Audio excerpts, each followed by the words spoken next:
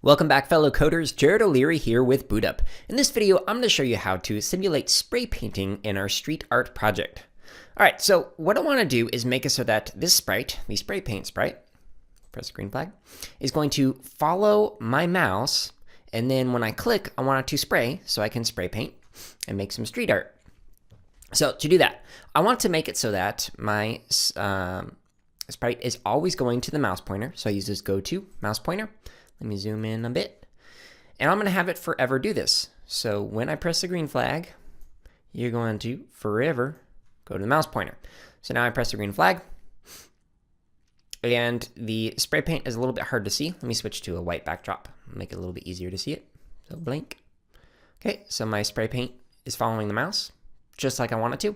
And now when I click, it doesn't do anything because I need to add that functionality. So in the past, I've shown you some videos where we added some pen blocks by going down to here, add extensions, and then clicking on pen. And we've used the draw functionality, so we've made it so that we can put our pen down and up. But for this project, in order to actually make it so that it spray paints, I'm going to use the stamp. So what I'm going to do is say I want to stamp a copy of this sprite, the one that looks like this, that's following my mouse, whenever I click with the mouse.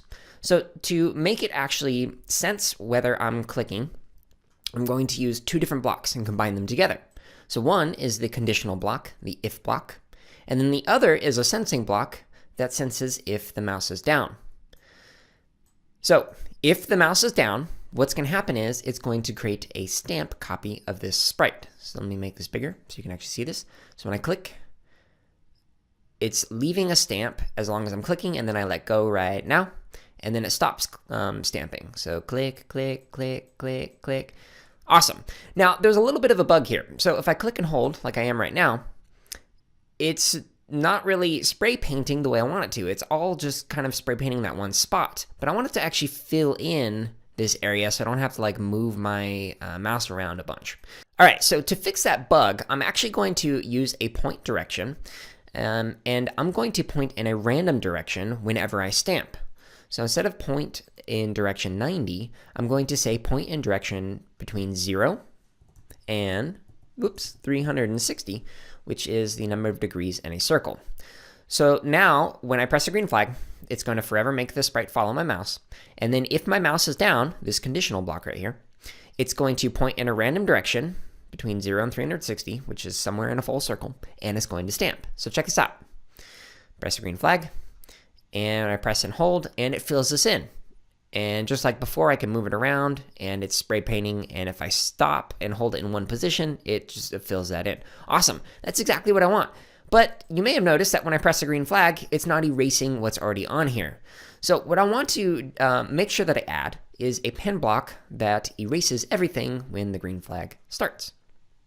So green flag erases everything. Then it goes to the mouse pointer. If the mouse is down, points in a random direction, and it stamps. And now it makes so that I can spray paint whatever I want on my project. So that's it. Pretty easy, right? So go ahead and add these blocks into your own project to make your own street art project. Hey everyone, if you're watching this on YouTube, go ahead and like, comment, and subscribe. If you're not watching us on YouTube, you can find us on that platform as well as other social media outlets by searching for BootUp PD. And if you're looking for more free lessons, projects, and resources for teachers and students, visit us at bootuppd.org, where you can also learn about our high-quality professional development.